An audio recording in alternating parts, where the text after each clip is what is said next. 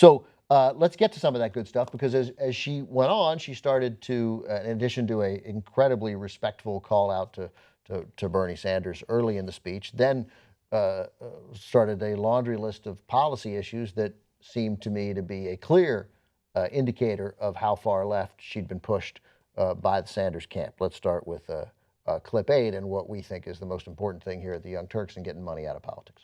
That's why we need to appoint Supreme Court justices who will get money out of politics and expand voting rights, not restrict them.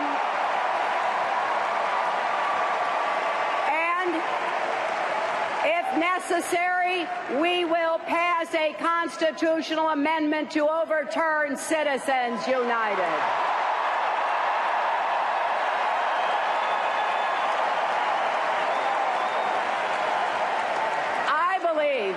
American corporations that have gotten so much from our country should be just as patriotic in return. Many of them are, but too many aren't. It's wrong to take tax breaks with one hand and give out pink slips with the other. And I believe Wall Street can never, ever be allowed to wreck Main Street again. I believe climate change is real, and that we can save our planet while creating millions of good-paying clean energy jobs. I believe that when we have millions of hard-working immigrants contributing to our economy, it would be self-defeating and inhumane to try to kick them out. Comprehensive immigration reform will grow our economy and keep families together, and it's the right thing to do. So that was good stuff. There was more. We'll have that more coming up. One thing, well, I don't think we have, that is my mistake for not including, because I thought it was glossed over too often earlier in the week, was the real emphasis on Trump farming out his merchandise. I think that is an incredible political winner. Makes his ties in China. Not in, and she said then she started listing, swing states where they could. Mexico, Turkey. Right, but then she was also like Turkey and not Colorado, China and not Florida. It was always, Absolutely. Wasn't California. It wasn't California or New York. It was a place she needed. So I thought that was incredibly effective. You think that was a coincidence? Right, yeah. You know what? These are all swing states. Right. Wait a second. Let's hear a little more from Hillary here. If you believe that companies should share profits, not pad executive bonuses, join us. If you believe the minimum wage should be a living wage and no one working full-time should have to raise their children in poverty, join us. If you believe that every man, woman, and child in America has the right to affordable health care, join us. If you believe that we should say no to unfair trade deals, that we should stand up to China, that we should support our steel workers and auto workers and homegrown manufacturers, then join us.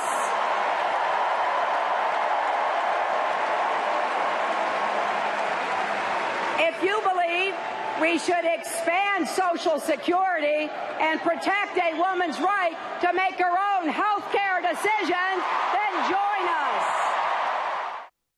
So again, good stuff, and that didn't even include the college stuff, which again got Bernie clapping. And to Jonathan's point, I deliberately didn't want to do a clip where we speculate about what's happening inside Bernie Sanders' head, even though everyone watching was like, that's kind of, was that doesn't seem that into it. Yeah, I'm always reluctant to ask things like that because there's no way to know. But it seemed like the elephant in the room. Like, he's there.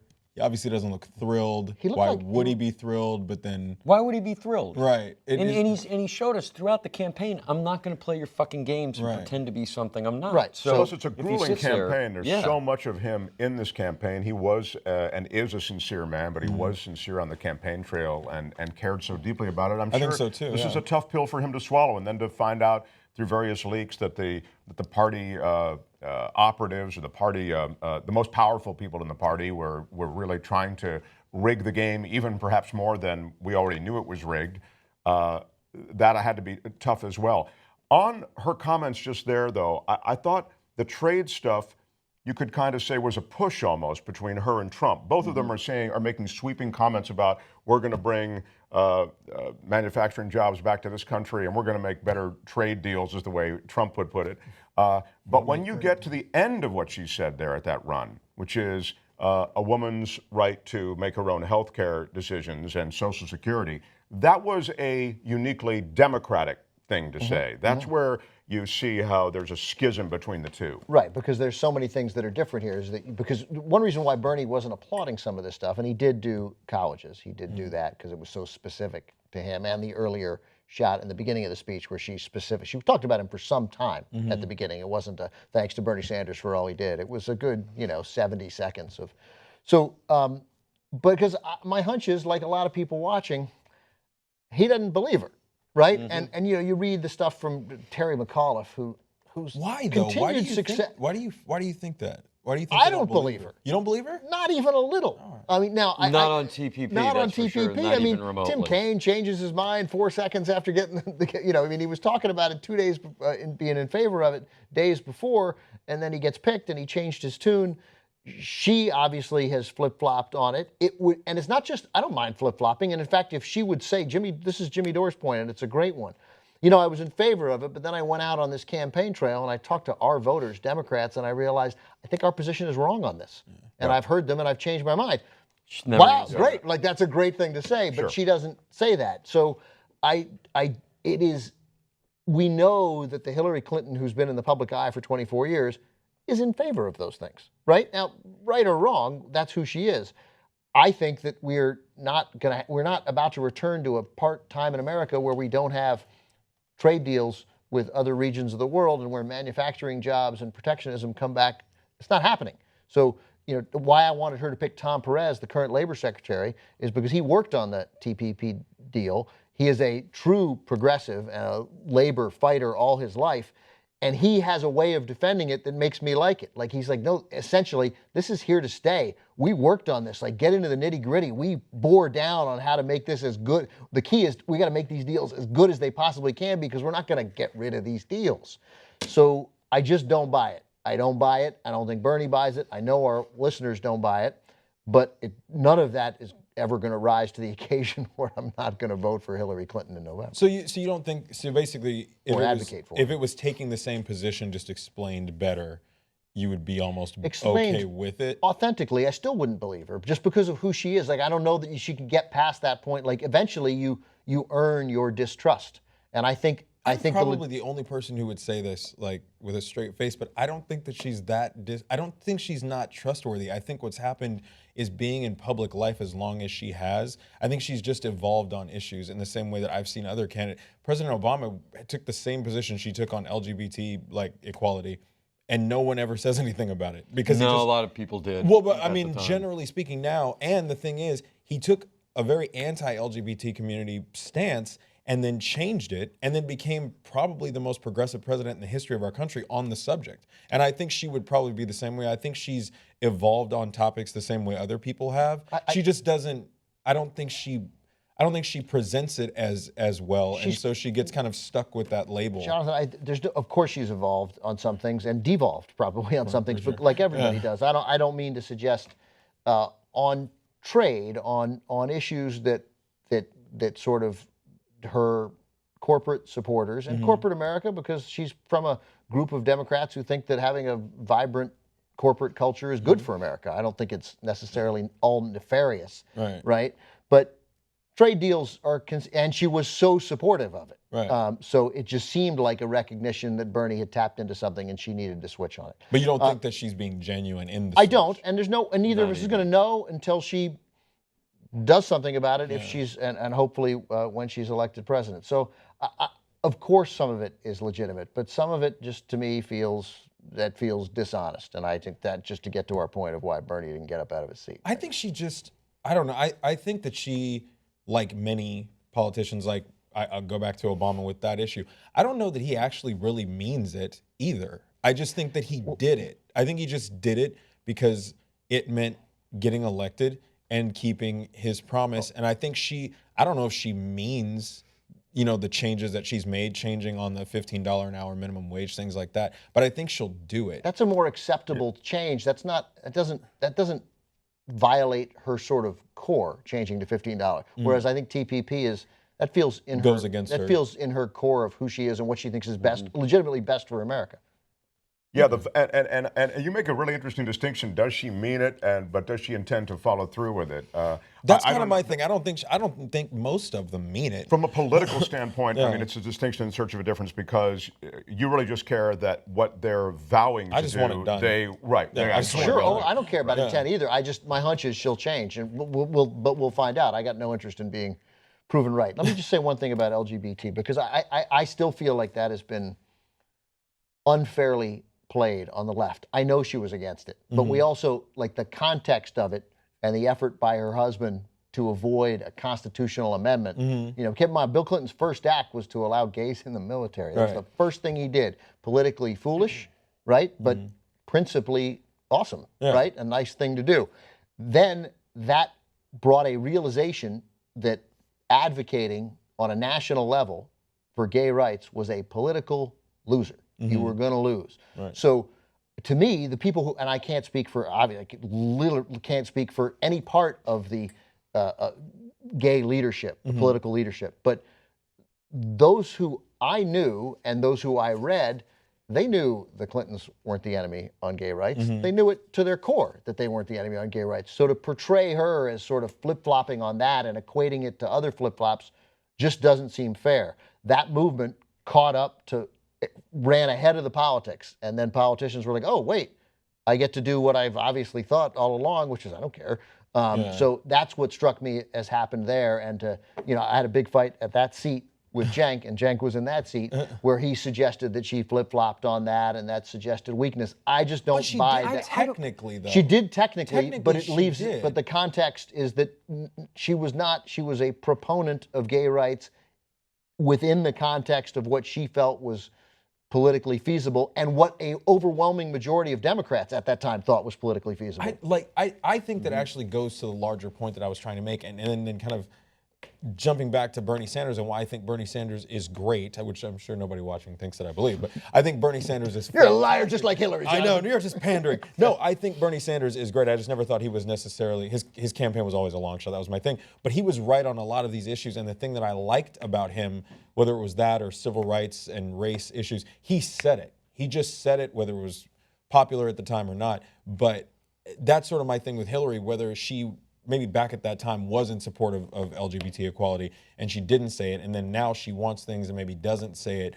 I think as long as you can just get her to take a position and go, you're good. And I think that's what I think she's a very powerful horse with that last name, knowing where the bodies are buried, like you were saying. And if you can attach some really good positions, some left positions to her, I think you'll get them. I think you'll get them. I do if you can get the popular groundswell, because the number one thing that both Clinton and Obama have in common is they're very Machiavellian. And I don't mean that as an insult or an evil thing. It's, if you read The Prince, it basically says, do not get out in front of your population. Yeah. Like when your population pushes for it, then you do it. Right. But don't try and get out in front of them or you'll lose. Right. And they learned that lesson really harshly when Bill Clinton first came to office about gays in the military. And once they learned, okay, if I take a principled stand, I won't be able to accomplish anything else. Right. And it overwhelmed I get the the first 2 years political of his thinking. presidency. It led to help, contributed to what happened in '94. No question. Yeah. No question. And I felt like when Obama was elected in 2008, he was given a carte blanche to do something about climate change. Yeah. Even at that point, I feel like the voters and the people out there who understood what was going on were like, dude, we need to do something because it's about to be too late. Yeah. And I'm hoping Hillary Clinton goes with the Democratic platform to actually address it with the seriousness that we addressed World War II, because while she's up on stage saying, listen, it's going to provide millions of clean energy jobs, and it will in the short term. Right. I mean, the reality is it will prevent your children from being eaten by fucking cannibals in like 20 years. Because if we don't fix this problem, it's over. Yeah. It's not a matter of who's going to profit or anything else. And I'd like a politician to actually get serious about it before we're killed. Well, I mean, she has the benefit in this case, or the Democrats have the benefit of the fact that Trump is flogging for coal, which Absolutely. is sort of widely thought of as the dirtiest energy on earth. I mean, that's why I'm voting for her. Yeah, I mean, that's my number one. That's why she's got my vote. absurd on its face. It's utterly absurd. But appropriately archaic for the GOP, no? No, I agree. I mean, it's throwback to 1950. I mean, it's crazy. And also we learned today another valuable reason to vote for her, if not the most valuable reason. She mentioned the Supreme Court, but of course it's not just the Supreme Court. It's appellate court judges and circuit court judges. And three circuit court judges today are in North Carolina or overturned that North Carolina law because it very clearly, specifically targeted black voters. That was the intent of the law. Even with the Supreme Court's massively watered down interpretation of the Voting Rights Act, these three judges, all of them appointed by Democratic presidents, recognized, no, you can't do this. Yeah.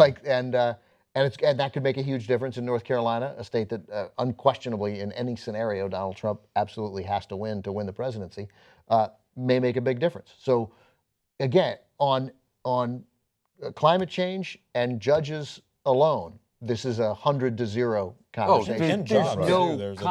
And it's not just the Supreme Court. It's dozens and dozens and dozens of judges. It's literally every issue. I think it was Moody's today that came out too on jobs and was saying that her proposals would add 10 million jobs and Trump's would cost 3 million. So there's plenty of good reasons to vote. It's 13 million jobs. But look, at the end of this, there are all these substantive reasons. What I thought was, and it's good that we were I know, finishing up here talking about this, the DNC, at least for this hour, but that these are messages and messaging that have less to do sometimes with substance and more to do with just a vibe that you get. That's why we talk about the fact that, well, Chelsea was sort of, and Hillary was sort of okay, serviceable, although a lot of the substantive stuff she said that we've just touched on really is substantial. But what's happening, I think, and it just increasingly in politics, so much of it is a popularity contest. Something continues to appeal to too many people, in my judgment, about this guy Trump, because he's a straight shooter or a tough guy or he'll lead or whatever BS they've hung on it. And I was telling Ben this the other day, this whole thing reminds me of the O.J. Simpson trial. I mean, for you younger kids, maybe you remember O.J. Simpson. He was an athlete and hacked 2 people to death. And when he did everything but like sign the crime scene in blood. He was found not guilty, okay? Yeah, but here's why it reminded me of that. And I'll be quick. The months of the trial with panels like this and legal experts and court TV telling you, well, today it was a good day for the defense, or today, but it looks like there's just such an overwhelming amount of evidence here. You have the sense, well, at the end of all of this, clearly the guy did it. He's going to be, and then at the end of all of it, he was acquitted.